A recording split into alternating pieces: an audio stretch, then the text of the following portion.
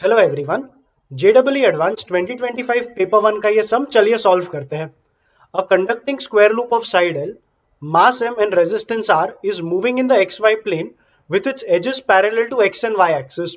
तो ये square loop ये xy एक्सिस के साथ इसके एजेस पैरेलल है और ये मूव करेगा xy प्लेन में with a velocity v not. ये उन्होंने आगे बोला है the region y greater than equal to 0 has a uniform magnetic field b bar equal to b not k cap। मतलब ये वाला जो रीजन है मतलब y ग्रेटर देन जीरो का ही रीजन, वहां पे एक मैग्नेटिक फील्ड रहेगा towards the positive z axis given by b not k cap।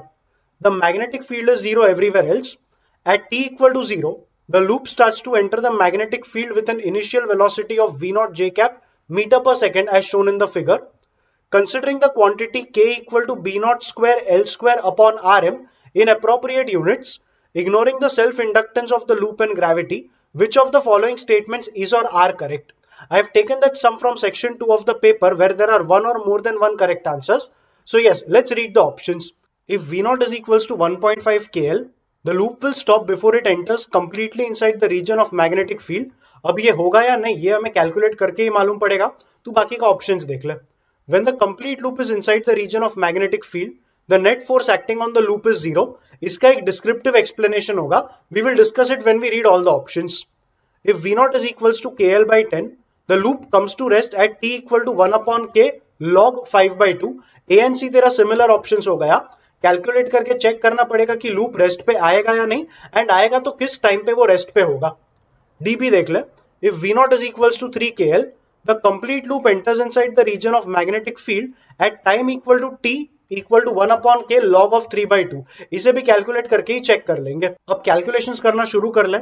Loop अगर राइट में मूव करेगा तो in between at any point of time loop का थोड़ा सा पार्ट फील्ड के अंदर और थोड़ा सा पार्ट फील्ड के बाहर होगा।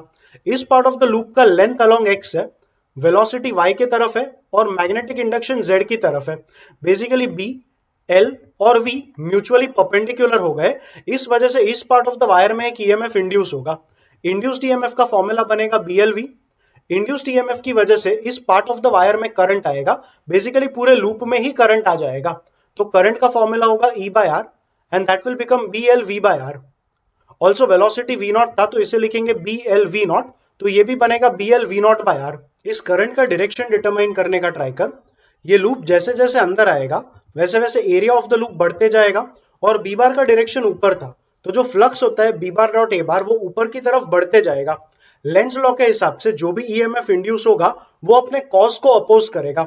मतलब करंट अगर जनरेट होगा तो उसका मैग्नेटिक इंडक्शन ऊपर के ऑपोजिट तरफ जनरेट होना चाहिए, मतलब इसका मैग्नेटिक इंडक्शन नीचे की तरफ आएगा। अगर इसका मैग्नेटिक इंडक्शन नीचे चाहिए तो करंट का डायरेक्शन क्लॉकवाइज आना चाहिए। मतलब डायग्राम में करंट आएगा इस डायरेक्शन में, मतलब इस पार्ट ऑफ द वायर में करंट इधर जाएगा और इस पार्ट ऑफ द वायर में करंट राइट में होगा। इस पार्ट ऑफ द वायर में अगर करंट इधर है तो लेंथ का डायरेक्शन भी तो यहीं पर लेगा। इस पार्ट ऑफ द वायर में एक फोर्स आएगा given by F bar equal to I into L cross B, because it becomes a current carrying wire in a magnetic field. L bar cross B bar करेगा तो force का direction left में आएगा। इस वाले wire पे force का direction वही L क्रॉस B करके इस तरफ आएगा और इस पार्ट ऑफ द वायर में L क्रॉस B करके फोर्स यहां पर आएगा। ये दोनों फोर्सेस आपस में इक्वल होंगे और क्योंकि दोनों फोर्सेस ऑपोजिट है, इस पार्ट ऑफ द वायर और इस पार्ट ऑफ द वायर का फोर्स आपस में कट होगा और इन दोनों वायर्स का नेट फोर्स तेरा जीरो आएगा।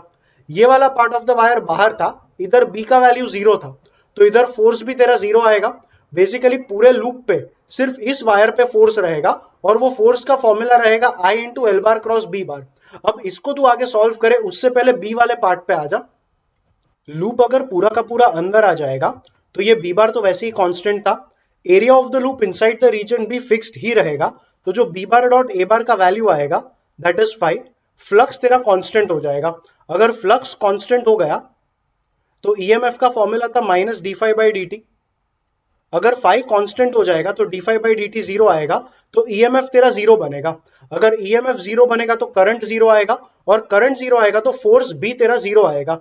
तो net force on the loop zero बनेगा जब ये लूप पूरा का पूरा फील्ड के अंदर आ जाएगा। तो बी वाला ऑप्शन तो वहीं पर करेक्ट हो गया। अभी तो सॉल्विंग करना शुरू कर।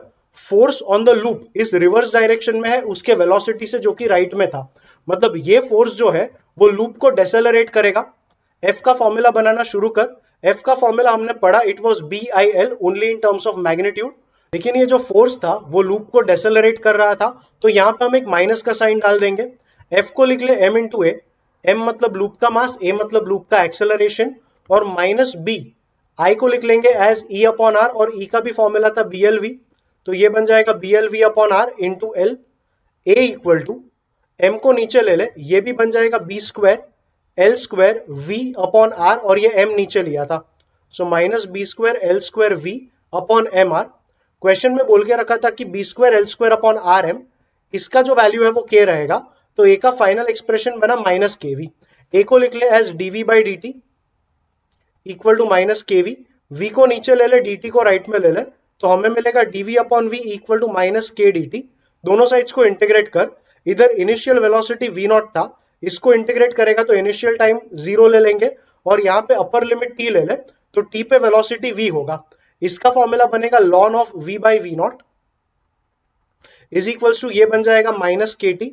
अगर लॉन एलिमिनेट करेगा तो v बाई वी नॉट ये बन जाएगा e power minus K T, तो v का फॉर्मूला बनेगा v not e power minus K T.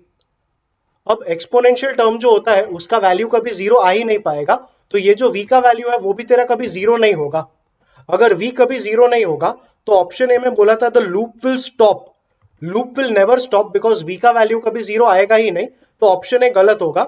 Similarly सी में बोला था the loop will come to rest, मतलब लूप स्टॉप होगा, which we just saw is not possible, तो अगर लूप कभी स्टॉप नहीं होगा तो सी भी एक गलत आंसर होगा। और फिर डी पे आ जा, we not equal to 3 K L, the loop completely enters inside the region of magnetic field at a certain time.